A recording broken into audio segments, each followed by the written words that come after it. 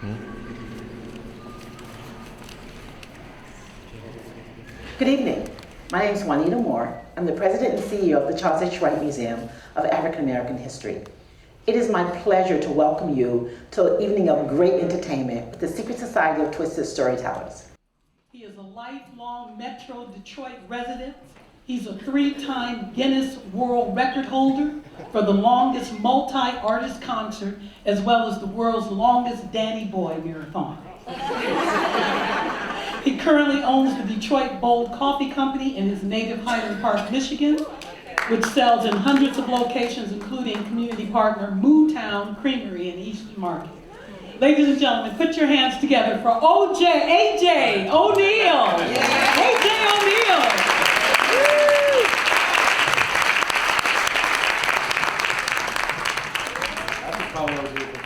A.J. I thought she was going to keep walking to Dr. Bob's. I was like, oh.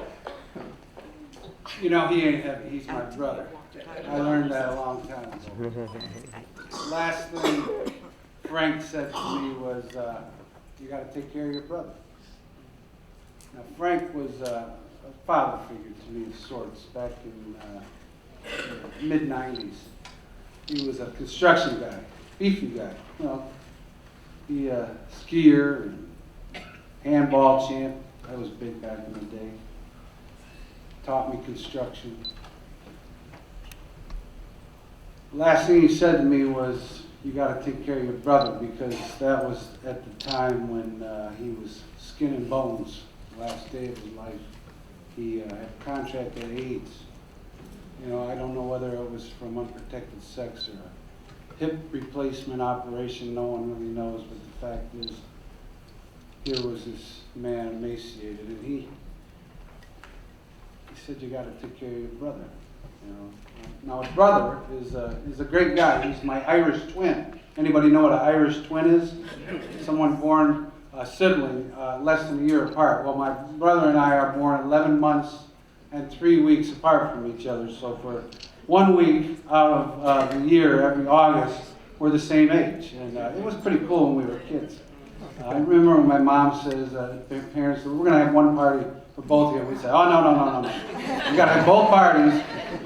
But those were good days. But, you know, he was born cognitively challenged. He was never given gifts of maybe taking care of paperwork or being able to do things that you do in everyday life. Now, he's the wittiest guy in the world, one of the funniest people you'll ever meet, just as joyful as anybody. But, you know, they always said he'd need help making it through the daily things in life. And that's what Frank meant, you know, especially finding a job. So when it came time for me to find a career, it wasn't just for me to find a job for, it was for me to find me and my brother a job for. So, you know, he's my brother. We found jobs as, very appropriately, a roofer. I became a roofer. And Dennis was my cleanup guy, my helper, my laborer, my fix-it guy. And we made a great team. I loved roofing. I really did. As much as people may fear it, we would climb up on a ladder. Some of the houses in Detroit have low pitches, and some of them have steep pitches, and some of them are way up high with turrets, and they're beautiful. You know, turrets are witches' hats, we call them. They're big and round, and some of the old beautiful homes in Detroit have some of the prettiest roofs you'll ever see, and it gives you such joy to be able to accomplish something like that. So there I would be putting the shingles on the house, and Dennis would be down there cleaning up the ground and making sure that not a granule of shingle was left or a stray nail or anything. And you know, we did that year after year, in summer and spring and winter and fall, and the hottest days of summer when you drink gallons of water and you'd sweat instead of pee. You just were so hot. You just never even pee. It was like, how that happened? We would drink so much water too. And in the winter time, we love winter the best because you could always take layers off if it got warm, but it never really seemed to get too cold out there sometimes. But you know, it's always a little warmer up on a roof in the winter time, strange as that may seem. But you know, it was a great team, him and I, and went on for 20 years. Then along 2005, it was July, and the skies were dark around us, and I was on one of those big 3-story houses in Indian Village, and I knew I better get going because I'm at the top of this ladder, and I see clouds coming, and I'm like, I just got another shingle to do, and I'll be done with this job. Well, the wind thought better and blew my ladder, and a gust of wind came, and the ladder went flying one way, and I went straight down. And you know, if I hadn't had this arm out to block the fall, I probably wouldn't be here today, because it would have been my head that hit first. But instead, it was my arm and the left side of my body, and I broke just about every bone there was. It was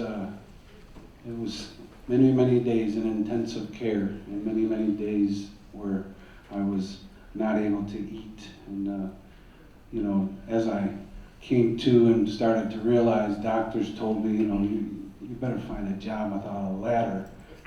You know, you're going to recuperate, you're going to be okay, but you know, kind of find a different job, will you? You know, well, you know, it's easy as that sounds. When you're working for two, I had to keep that into consideration, you know, and you know, jobs were still coming in. I had people calling me at the hospital in intensive care, and I'd say, you know, is this AJ's Roofing? And I'd say, yeah, I had a bad accident and I'm in the hospital. And they'd say, oh, that's too bad. Well, when can you get to us? And I'd be like, we'll see what we can do, you know. And I'm like, look, I do have to pay my bills, so I mean, I called some of the subcontractors that I knew, and I kept the roofing business going. I wasn't really keeping Dennis too busy, but I was keeping the business going, and you know, I didn't know what I was going to do, so I got to a point where a friend of mine could wheel me over to look at my job site, and I looked at the roof that the guy that I had hired to do my roof, and it was crooked, and I said, get me over there, and the guy wheels me over there, and I literally got from my wheelchair up onto that ladder and hopped up there with one broken leg, and I said, you can't do my roof with that crooked line like that, that's not acceptable. And you know, I was like, I went back to roofing. I had no choice.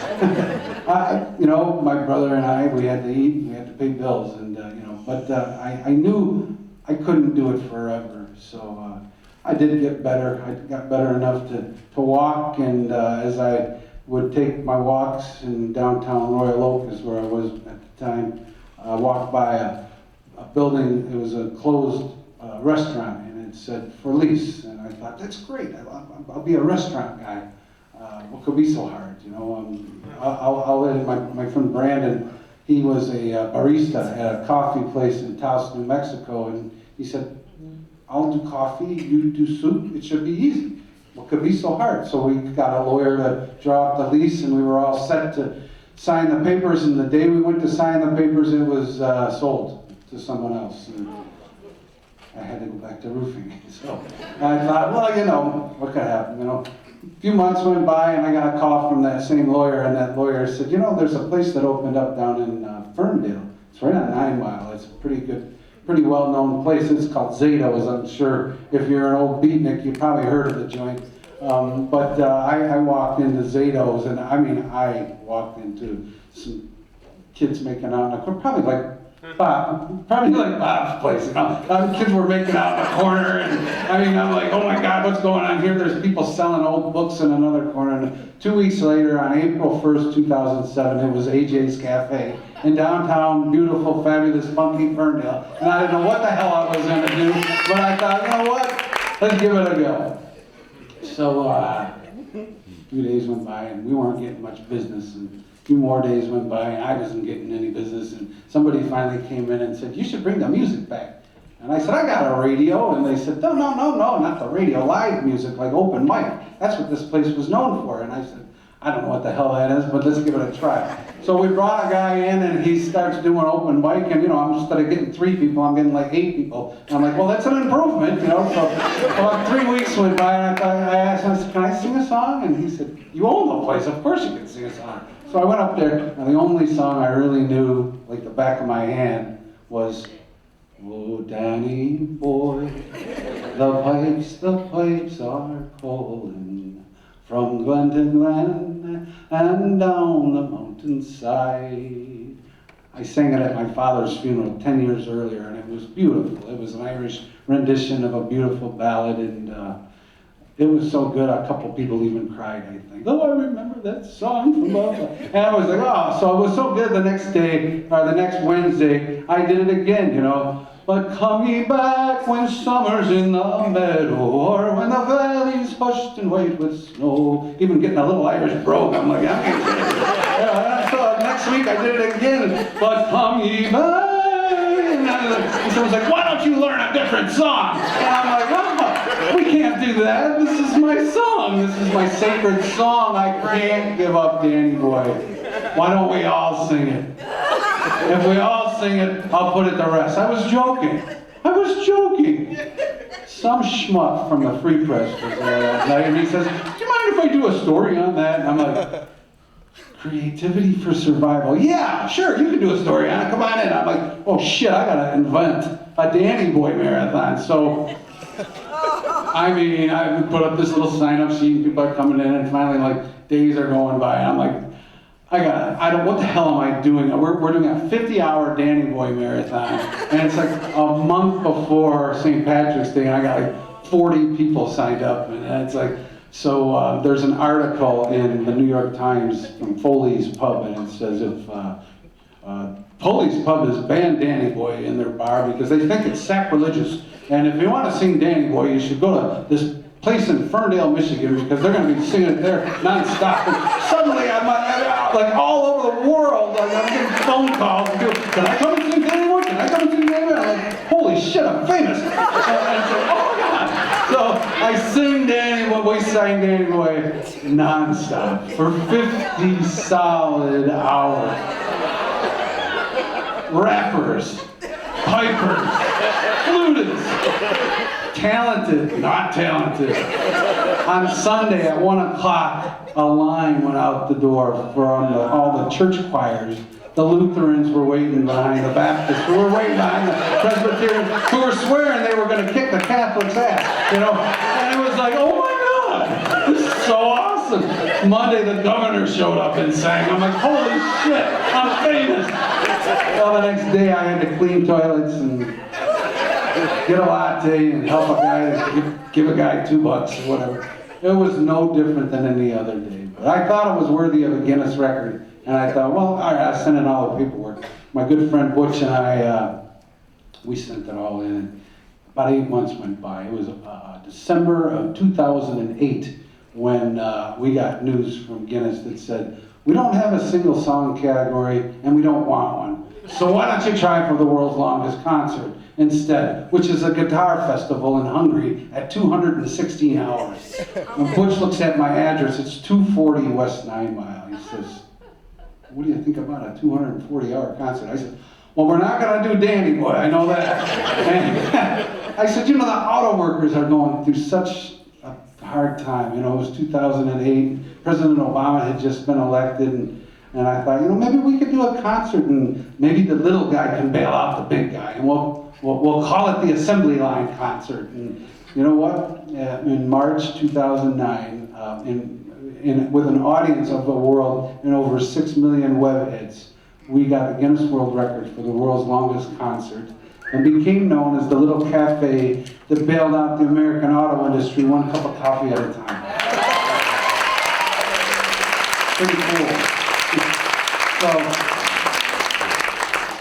he ain't heavy, he's my brother, you know. I thought, my brother was our chef for the entire time. We had the place for 5 years.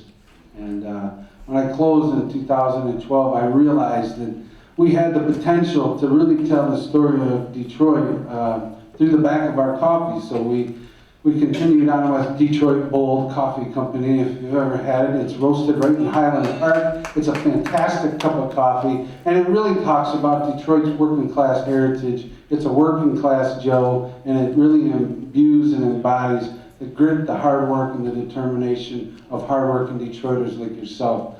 I like to call Detroit my brother now, and you know what? He ain't heavy. He's my brother. Thanks.